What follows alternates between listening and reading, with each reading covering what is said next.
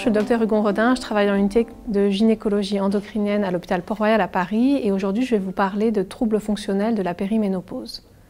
Alors qu'est-ce que c'est que la ménopause? Elle est définie par l'OMS comme un arrêt des règles résultant de la perte de l'activité folliculaire ovarienne depuis au moins 12 mois. Donc c'est un diagnostic qui est rétrospectif, qui est donc plus compliqué à faire puisqu'il faut attendre au moins 12 mois d'aménorrhée pour pouvoir le poser. Alors qu'est-ce que c'est que la périménopause? Ce sont les années qui vont précéder la ménopause et l'arrêt définitif des règles.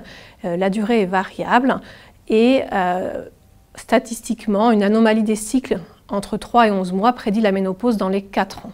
La durée de la période de périménopause est variable. En général, elle débute vers l'âge de 47 ans et dure 4 ans. La périménopause est caractérisée par un certain nombre de signes fonctionnels liés aux modifications hormonales qui vont être soit des signes d'hypo ou des signes d'hyperœstrogénie et on va revenir dessus en détail. Alors qu'est-ce qui se passe au moment de la transition ménopausique? Je vous ai dit, et c'est schématisé sur ce schéma. Toutes les femmes naissent avec un capital folliculaire qui va être maximal pendant leur vie intra-utérine et puis dès la naissance va diminuer de manière inéluctable jusqu'à l'âge de la ménopause qui arrive en moyenne vers 51 ans. Et donc ce stock de follicules, ces follicules vont disparaître petit à petit jusqu'à cette période de périménopause et de ménopause où il en reste quasiment plus. Alors, vous connaissez les follicules anthro, ce sont ces follicules au centre du schéma qu'on peut compter lors des échographies pelviennes.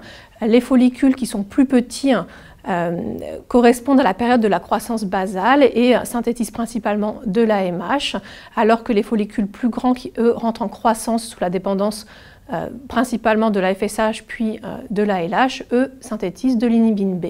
Une fois l'ovulation réalisée, il y a apparition du corps jaune qui, lui, va sécréter principalement de la progestérone. Alors, qu'est-ce qui va se passer au moment de la périménopause puis de la ménopause? Donc, au début, je vous ai dit une baisse du pool folliculaire, une réduction du nombre de follicules, et pour les peu de follicules qu'il va rester, ils vont être moins sensibles à la FSH. Qu'est-ce qui va se passer? S'il y a moins de follicules et moins de FSH, ça va entraîner une baisse de l'inhibine B et une augmentation par rétrocontrôle de la FSH. Donc la baisse progressive de cette fonction exocrine ovarienne, donc en pratique du nombre de follicules et du nombre d'ovocytes, va être vraiment la première étape de cette périménopause, puis secondairement va arriver une altération de la fonction endocrine. Donc réduction du pool folliculaire en premier, réduction de la sensibilité à la FSH des cellules de la granulosa qui sont au niveau du follicule et donc baisse de l'inhibine B. Ça va entraîner par rétrocontrôle, comme je vous le disais, une augmentation de la FSH et une maturation folliculaire accélérée et exagérée. C'est-à-dire que le peu de follicules qui restent et le peu de follicules qui restent et qui sont sensibles à la FSH vont rentrer en croissance de manière accélérée et exagérée. Et donc on va en premier lieu avoir des raccourcissements de la phase folliculaire et donc les patientes vont se plaindre de cycles qui sont raccourcis et plus de 28 jours mais plutôt de 21 jours. Ce raccourcissement des cycles va être associé à une hyperœstradiolémie. Pourquoi? Parce qu'il y a une ovulation de moindre qualité et un corps jaune qui est probablement inadéquate et donc une progestérone qui va également diminuer en deuxième partie de cycle avec une insuffisance lutéale relative. Tout ça va aboutir à une hyperœstradiolémie, une hyperœstrogénie relative avec les symptômes qui peuvent aller avec et qu'on va décrire. Donc dans un premier temps, les cycles sont encore réguliers, c'est la période de vie reproductive, puis ils vont se raccourcir petit à petit, plus ou moins associés à des signes d'hyperœstrogénie. Les choses vont continuer de progresser avec une baisse toujours plus importante de ce stock folliculaire avec le temps et une résistance à la FSH qui va se majorer également des cellules de la granulosa. Bien sûr, c'est variable en fonction des follicules et variable en fonction des femmes. La longueur des cycles va donc devenir variable, on va passer de cycles qui étaient courts à des cycles qui vont plutôt s'allonger et deux phénomènes hormonaux vont pouvoir s'alterner. À la fois un hypofonctionnement ovarien sur certains cycles, quand il n'y a pas de follicules recrutés, pas de follicules sensibles à la FSH, avec plutôt des signes d'hypoœstrogénie, et puis des phases plutôt d'hyperstimulation où ce cycle-là, il y a un follicule sensible à la FSH qui va pouvoir être stimulé. Un ou plusieurs follicules et donc on aura possiblement des maturations plurifolliculaire avec des signes d'hyperœstrogénie. Donc ça explique que c'est vraiment un diagnostic clinique, la périménopause, plus que biologique. Pourquoi? Parce que si vous faites une prise de sang lors de la période d'hypofonctionnement ovarien avec des signes d'hypoœstrogénie, vous risquez d'avoir des taux biologiques en faveur d'une ménopause, alors que si vous le faites le mois d'après, quand vous êtes plutôt dans une phase d'hyperstimulation, vous allez avoir des taux plus proches de la norme et donc le discours auprès de la patiente sera difficile. Donc il faut vraiment se baser sur la clinique et cette période de périménopause, elle est vraiment marquée par ces symptômes à la fois de troubles du cycle et d'hypo et d'hyperœstrogénie. Donc différentes phases qui vont souvent être intriquées, les patientes vont relativement souvent vous dire « Mais docteur, je ne comprends pas, ce mois-ci j'avais mal au sein et j'avais mes règles et puis pendant 2 mois j'avais plus mes règles mais j'avais des bouffées de chaleur », mais c'est normal, c'est vraiment caractéristique de cette transition. Donc on va revenir en détail sur ces signes cliniques. Les troubles du cycle, on en a un petit peu parlé. Qu'en est-il des signes d'hyperœstrogénie? Ça va être principalement les mastodinies, la prise de poids, les troubles d'humeur, la nervosité, que vous connaissez bien. Mais il va falloir également savoir rechercher une pathologie utérine ou ovarienne qui peut être secondaire à cette hyperœstrogénie relative. Pourquoi? Parce que imaginez que la périménopause, elle dure 3-4 ans. Si la femme ne consulte pas pendant ces 3-4 ans, n'est pas pris en charge, l'accumulation du temps et de ces taux d'œstrogène peut aboutir au développement à la fois au niveau utérin de dysménorrhée, de majoration de syndrome prémenstruel, de fibromes, de polypes, d'hypertrophie endométriale et peut aller, on imagine, si ça durait trop longtemps ou avec des taux trop importants, jusqu'au cancer de l'endomètre.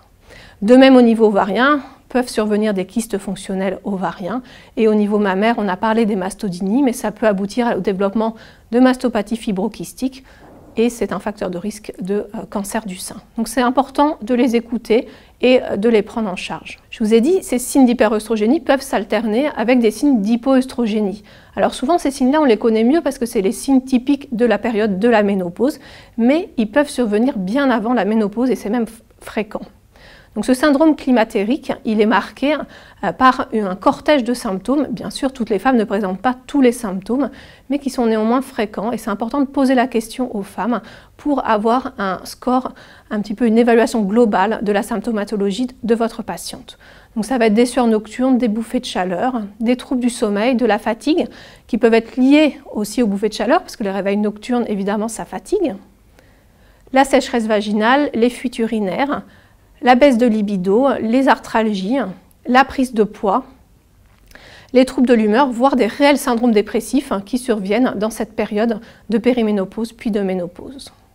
Alors je vous le disais, c'est des symptômes qui sont extrêmement fréquents et dans cette enquête réalisée auprès des femmes en France, 82% des femmes interviewées avaient déjà ressenti au moins un symptôme identifié comme lié à la périménopause ou la ménopause. Donc c'est extrêmement fréquent et comme vous le voyez, c'était 60% des bouffées de chaleur, mais les autres symptômes sont également présents. Alors quand est-ce que ça commence? Souvent les femmes sont inquiètes parce qu'elles nous disent « ça y est docteur, j'ai des bouffées de chaleur, je suis ménopausée ». Maintenant, comme je vous le disais, souvent ces symptômes peuvent commencer en périménopause et ce n'est pas du jour au lendemain que la femme va se ménopauser, il y a plusieurs années qui peuvent s'écouler. Donc 46% des femmes décrivaient déjà des symptômes avant la ménopause, avant 48 ans. Alors qu'en est-il des sueurs nocturnes et des bouffées de chaleur? Je vous ai dit, c'est vraiment le symptôme principal et le plus fréquent. Donc les bouffées de chaleur classiques, elles sont en général, le pic de fréquence, ça dure 1 à 2 ans, mais parfois ça peut durer jusqu'à 10 ans après l'installation de la ménopause. Donc évidemment, l'intensité et puis la durée va dépendre de plein de facteurs qui sont propres à chaque femme, propres aux régions dans le monde et propres aussi à l'âge du début de la symptomatologie. Plus vous débutez tôt, plus vous avez un risque que ça dure longtemps. Comment elles vont se manifester? Ces bouffées de chaleur, elles sont principalement nocturnes, mais elles peuvent aussi survenir pendant la journée. Le plus souvent, elles sont sans signe prémonitoire, elles arrivent d'un seul coup et elles sont favorisées par les émotions, les températures élevées, le stress, la prise d'alcool. Et donc, c'est une sensation soudaine de chaleur qui peut être accompagnée de sueur, de sensation de devenir toute rouge et d'avoir vraiment très très chaud et plus ou moins des palpitations. Et puis surtout, elles vont être soulagées si vous leur donnez un traitement hormonal adapté. Donc comme je vous le disais, les bouffées de chaleur, elles durent, la durée médiane c'est 7,4 ans. Donc ça peut être long. La durée moyenne des symptômes, elle est plus longue si ça débute avant la ménopause, 11,8 ans dans cette étude, et 3,4 ans si ça débutait après l'arrêt des règles. Évidemment, dans votre discours auprès des patientes, il faut moduler ces durées et s'adapter à chacune. Le but, ce n'est pas d'effrayer la patiente, mais essayer de la prendre en charge et de la rassurer sur le fait qu'on peut la soulager. Donc les troubles vulvo-vaginaux, ce sont des symptômes extrêmement fréquents et pourtant dont on parle peu. Pourquoi? Parce que les patientes vont peu fréquemment consulter en disant « Docteur, j'ai une sécheresse vaginale, j'ai des difficultés pour avoir des rapports ». Souvent, c'est au cours de la consultation qu'elles abordent le sujet ou au cours d'une énième consultation, mais c'est surtout à vous de poser la question. Pourquoi? Parce que dans cette phase de ménopause où il se passe déjà énormément de changements, que ce soit la prise de poids, les bouffées de chaleur, tous les symptômes dont on a parlé, si se surajoutent aux troubles de l'humeur, des troubles du désir sexuel, des difficultés sexuelles dans le couple, ça peut avoir des conséquences dans leur vie personnelle. D'autant plus qu'on a des traitements qui sont simples à mettre en place, notamment des traitements locaux et qui sont efficaces. Donc il faut vraiment poser la question et leur proposer des solutions. Alors les troubles métaboliques, je vous en parlais un instant, en effet, les femmes vont avoir tendance à prendre du poids dans cette période de périménopause puis de ménopause et elles vont classiquement venir en consultation et vous dire « mais je ne comprends pas docteur, je mange la même chose, je fais le même sport et pourtant je prends du poids ». Et oui. Pourquoi? Parce que le métabolisme change dans cette période de la vie et finalement, simplement, vous éliminez moins qu'avant. Donc, c'est vraiment une période charnière où il va falloir se reprendre en main et mettre en place ou remettre en place les règles d'hygiène de vie que tout le monde connaît mais qu'on avait sûrement un petit peu oubliées et puis reprendre ou intensifier une activité physique. Alors les troubles de l'humeur, voire des syndromes dépressifs, les troubles cognitifs, alors ils sont moins fréquents, moins décrits, mais ils peuvent être extrêmement invalidants.